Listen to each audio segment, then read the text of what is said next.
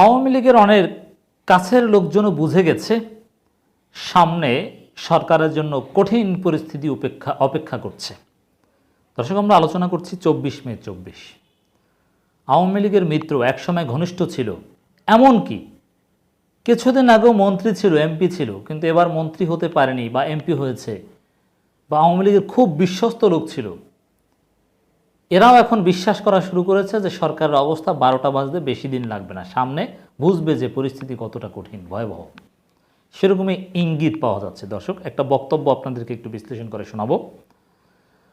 Bangladesh bank এখন সমবায় সমিতিতে পরিণত হয়েছে ডক্টর সালেহ উদ্দিন।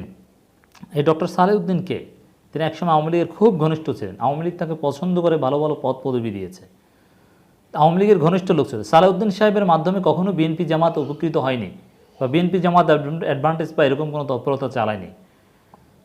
এই শুধু সালেউদ্দিন আহমেদ এটা বলছে তা না, তার এই বক্তব্য পাশে বসে কারা শুনছে, তাহলে বুঝতে পারবেন যে আওয়ামী লীগের কাছের লোক, আওয়ামী লীগের ঘনিষ্ঠ, আওয়ামী লীগ নিজেরাই তারাও জানে যে আসলে কী অবস্থা। বাংলাদেশ ব্যাংকের ভিতরে অনেক কিছুই হয়েছে যেগুলো গোপন রাখার চেষ্টা করেছে অনেক, এবং জনগণের সন্দেহ যে রিজার্ভের এই অবস্থার কেন হলো, আসলে কি চুরিটির হয়েছে কিনা।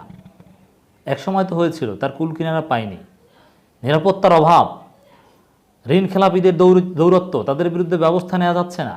ঋণ খেলাপিদের বিরুদ্ধে বললেও আবার সমস্যা, রাফসান্দা ছোটো ভাই নাকি এদের বিরুদ্ধে বললেও আবার দেখে অনেকে খেপে যায়। তো এই বাংলাদেশ ব্যাংক আসলে নিয়ন্ত্রক ব্যাংক হিসাবে ভূমিকা পালন করতে ব্যর্থ হয়েছে। তারা ঋণ খেলাপি বন্ধ করতে পারেনি, বিভিন্ন নিয়ম ইমপ্লিমেন্ট করতে পারেনি, যার ফলে একটা সমবায় সমিতির মতোই এখন। এটা বলছে আওয়ামী লীগের ঘনিষ্ঠ লোকজন।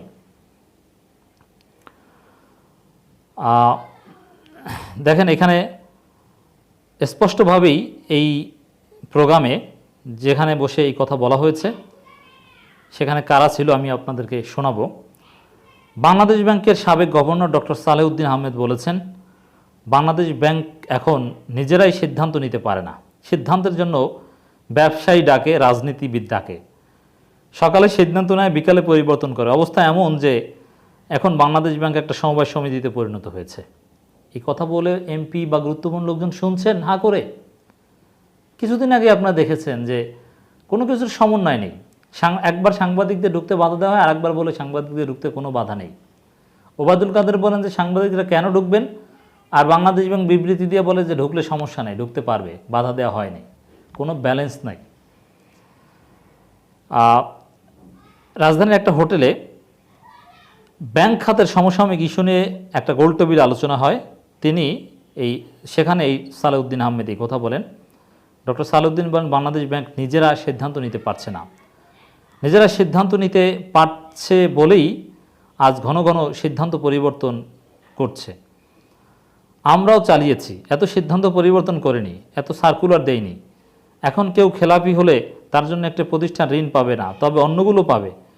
এটা কি আমার বুঝে আসে না। রিজার্ভ থেকে $12 বিলিয়ন খরচ করে ফেলে এখন মাথায় হাত। আমাদের পলিসিটা আগে ঠিক করতে হবে, কঠোর সিদ্ধান্ত নিতে হবে। এখন এই সাবেক গভর্নর বলছেন যে মাথায় হাত রিজার্ভের কারণে, আর আওয়ামী লীগের এমপি মন্ত্রীরা তারা বলে রিজার্ভ দিয়ে কী করব, রিজার্ভ তো প্রয়োজনে খেয়েছি ইত্যাদি। আসলে রিজার্ভ সরকার কাজে লাগিয়েছে না চুরি হয়েছে কি, এই বিষয়টাই তো ক্লিয়ার না। কারণ এত কমার তো কথা নয়।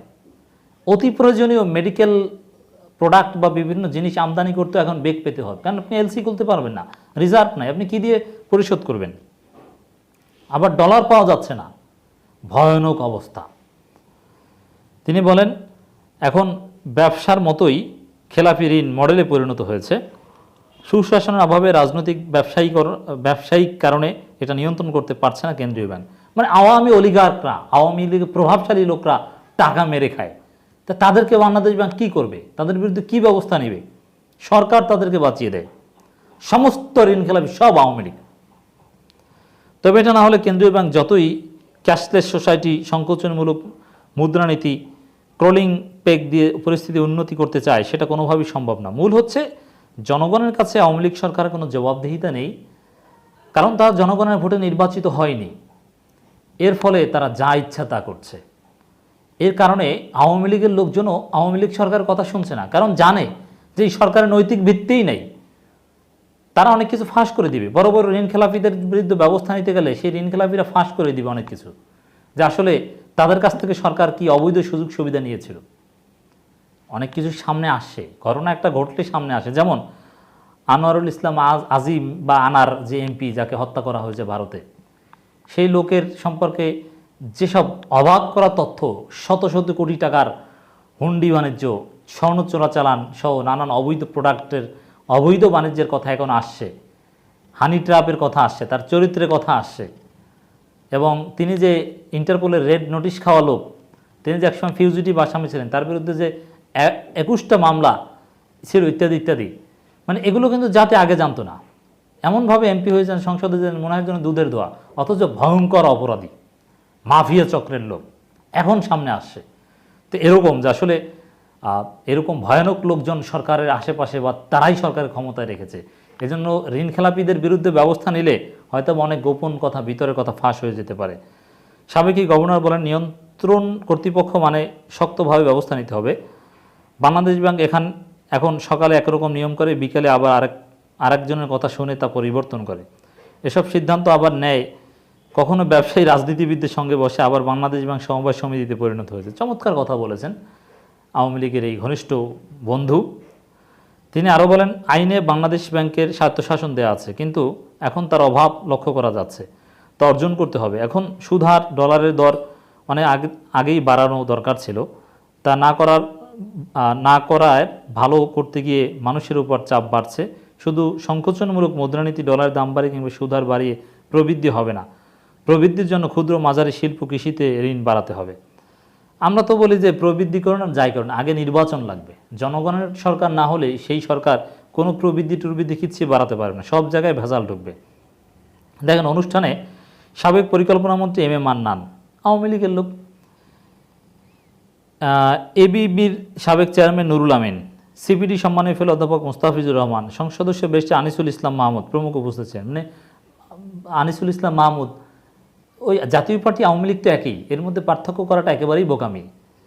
এর মানে তাদের উপস্থিতিতে এখন এই ধরনের ইঙ্গিত দেওয়া হচ্ছে, তারাও বুঝতে পারছে, তারা হাঁ করে চুপ করে শুনছে তাকিয়ে তাকিয়ে আসলে কি হতে যাচ্ছে, কিন্তু কিছু বলতে পারছে না। আওয়ামী লীগও জানে যে সামনে পরিস্থিতি আরও কতটা ভয়াবহ হতে যাচ্ছে। এবং সমাধান হিসেবে আমরা এটাই বলতে চাই যে কোনো সমাধান নেই।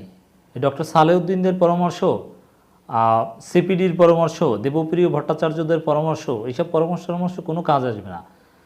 আইএমএফের পরামর্শ, কাউকে ধরে আনলেন, নতুন উপদেষ্টা নিয়োগ করলেন, কোনো উপদেষ্টা কাজ হবে না। সমাধান একটাই, আগে একটা সুষ্ঠু নির্বাচন লাগবে, জনগণের কাছে জবাবদিহি করতে হয় এরকম একটা গণতান্ত্রিক সরকার লাগবে, তারপরে বাকি অর্থনৈতিক পরামর্শ বা মুক্তমুখ।